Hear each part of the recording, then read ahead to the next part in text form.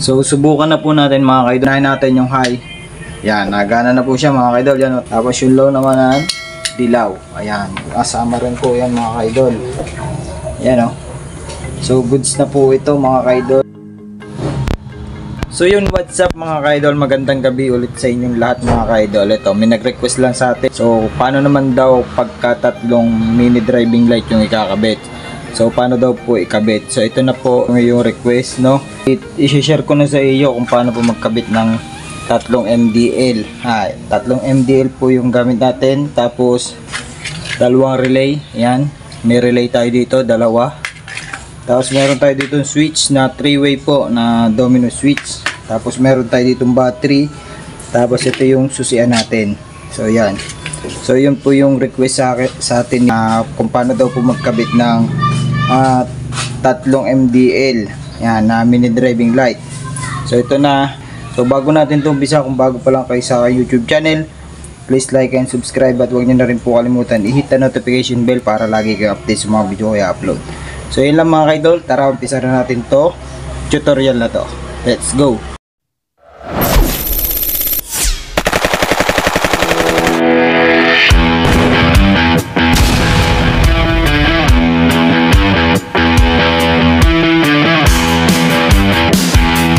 So ito na po mga kaidol, una lang po natin gagawin dito, may relay po tayo dito, no? So buksan po natin tong relay natin. Ayan, kung makikita nyo naman po mga kaidol, may mga number po to dito, hindi naman po kayo malilito kung paano po to ikabit, no? Basta sundan nyo lang tong ating tutorial. Ayan, kung makikita nyo, mayroon ditong number 30. Yung number 30 yan ay papunta po ng positive ng battery natin yan. Tapos meron tayo ditong 85. Ito namang 85, ito yung gagawin nating ground or body ground mga kaidol. Tapos dito meron siyang number 86.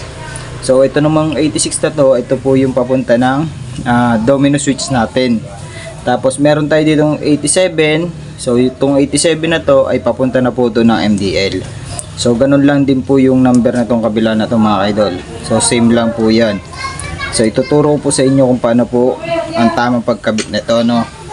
So ito po mga kaidol, so unahin lang po natin dito yung kulay red. So ito pong red ay number 30. So yung number 30 po at saka yung number 30 dito sa kabila ay pagsasamahin lang po natin yan.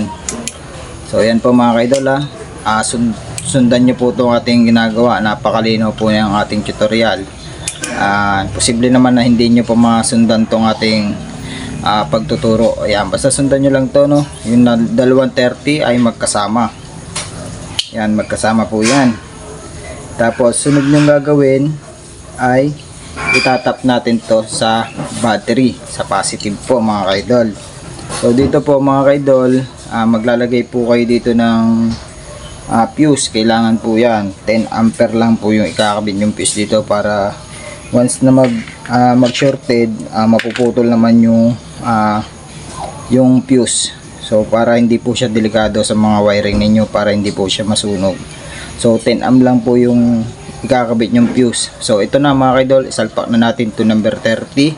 So wala akong fuse dito, kaya ganun na lang po yung gawin nyo mga kaidol. Pag magkakabit kayo ng MDL, lagyan nyo po ng fuse, 10 amp lang po. So ngayon irerekta ko po muna to. Yan, dito lang po doon mga kaidol sa number 30. Yan, nirekta ko lang po siya. Pero pag po magkakabit kayo, may fuse po talaga to na 10 ampere. Yan, nilagay ko lang po yung number 30. So tapos na tayo mga kaidol sa number 30. So sunod naman po natin yung dalawang 85. Yan, yung dalawang 85 mga kaidol, ipagsamahin natin. Ito po yung 85. Yan, dalawang 85 pagsamahin natin. Yan, pagsamahin lang natin itong mga kaidol, tong dalawang 85. So mamaya po natin itatap yan, basta magkasama na po yan. Yan po yung ground ng ating relay, kasi dito natin itatap din yung ground ng ating MDL. So tapos na tayo dyan mga kaidol. Yan, meron tayong natitirang 87 at saka 86. So mamaya natin yan. So dito naman po muna tayo mga kaidol sa ating domino switch na 3-way po. So yung trigger po dito mga kaidol, yan o. So hindi ko na ito papatagalin. Yung trigger po dito mga kaidol ay ito pong kulay blue. Yan, ito po yung kulay blue ang trigger. So ito po, ikakabit nyo po to sa accessory wire dun po sa susiano. So gagamit lang kayong test light. Yan, test light nyo lang po. Tapos ito ay dito na po to sa accessory wire. Tap nyo lang po yan sa accessory wire ng ating susian. So yan na po mga kaidol, na-tap na po natin. So para malaman po natin mga kaidol na yun po yung accessory wire natin, na tinap natin yung main ng ating switch. So gagamit po muna tayong test light. So kuha lang tayong test light. So ito po mga kaidol, kumuha po tayo ng test light. So alamin po natin yung kung ayun po yung main. So lagay natin tong test light sa ground, yung ground ng ating test light. Tapos itong positive ay dito natin. Yan. I-on muna natin yung susian. So yan, naka-on na. Tapos i-try natin yung switch. Yan. Hanapin natin yung umilaw. Ayan. So ayan po yung high. Ayan po yung high. Tapos itong kulay black and low. Ayan. So nagana po siya. Ang patay po niya gitna. So patayin lang po muna natin yung susian. So hinanap lang po natin yung tinesting lang po natin kung nagana yung ating switch. So sunod na natin ito. So dito po mga kaidol, sa ating relay meron tayo dito ng dalawang 86. Ayan, 86 po ito mga kaidol. Ito po yung 85 magkasama na. So ito po yung dalawang 86 ay dito po natin itatap na yan sa switch po. Ayan sa switch. I-tap na natin to dito mga kaidol. Yung 86 dito po sa domino switch. Yan, kahit po magkabaliktad yan mga kaidol, okay lang po. Yan, tinap na po natin yung sa switch ng ating domino switch po. Yan po, nakatap na. So paliwanag ko po ulit. So yung dalawang 86 po mga kaidol, tigisa po dito. Ayan po yung magbibigay ng high and low po, para po magka-contact tong relay. Palabas naman po siya na 87. Yan, may 87 pa po tayo. Yan. So yung 87 na yan mga kaidol, ayan naman yung papunta mini driving light natin. So yan, dito na tayo sa may MDL mga kaidol. Ito, kung makikita nyo, pare-pares lang po yung wire nya. Ayan, dito tayo sa isang balas. Meron po siyang kulay red, kulay white, kulay dilaw at saka kulay black. So ito po yung ground, yung kulay black. Tapos tong red na to, ito naman po yung kulay white ng ilaw natin. Tapos itong white, ito naman yung pampasing natin gagamitin. Tapos itong dilaw, ito yung dilaw ng ilaw. So pagsasama-samahin lang po natin yung mga idol, magkakakulay lang po. So pagsamahin lang po natin mga idol. Yan, pagsamahin natin itong black sa black.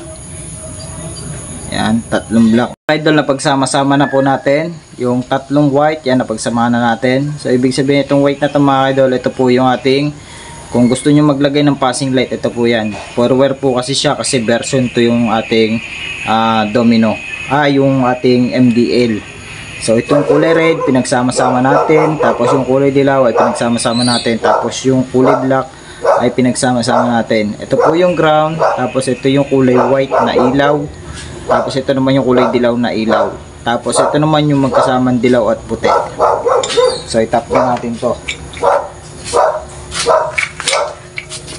So dito natin to itatap mga kaidol. Yan, itap lang natin dito. Unahin natin yung itong kulay pula. So itap po natin dito sa ating relay. Ito po yung 87. Ito po yung 87. Tigisa po siya. Ayan, 87 po yan. Dito natin itatap na sa MDL. So itap lang po muna natin dito sa kulay dilaw. So kahit maalin po yan mga kaidol, kayo na pong bahala. Ayan, tinap na po natin yung 87 sa kulay dilaw ng ating MDL. Tapos ito namang isang 87 dito naman sa kulay red. Ito po yung kulay puti ng ilaw natin.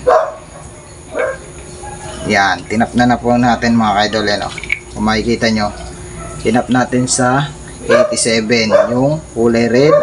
Tapos dito yung kulay dilaw. Ito dilaw na ilaw. Tapos ito yung kulay white. Yan, tapos ito namang kulay black na to, itatap na natin dito sa 85. Isasama na natin dito mga kaidol. Yan, pinagsama na natin yung ground ng MDL at saka ng relay. Yan po, magkasama na po siya, no? Yung kulay black, tapos yung yung 85 magkasama na po yan. Tapos itatap na rin po natin dito yung ground ng ating body ground or sa body na sa battery po, yung negative po mga kaidol. Yan, tatap na po natin dito sa sa ground ng ating MDL at saka ng relay. Yan, magkasama na po yan mga kaidol, no?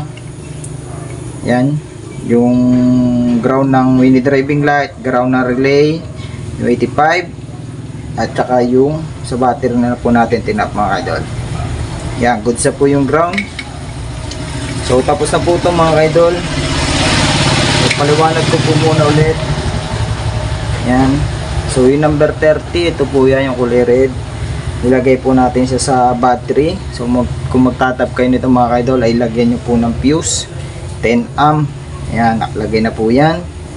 Tapos sinunod natin ay yung 286. Yan, tinap natin dito sa high and low ng ating domino switch. Tapos itong kulay blue ay tinap natin to sa accessory wire mga kaidol.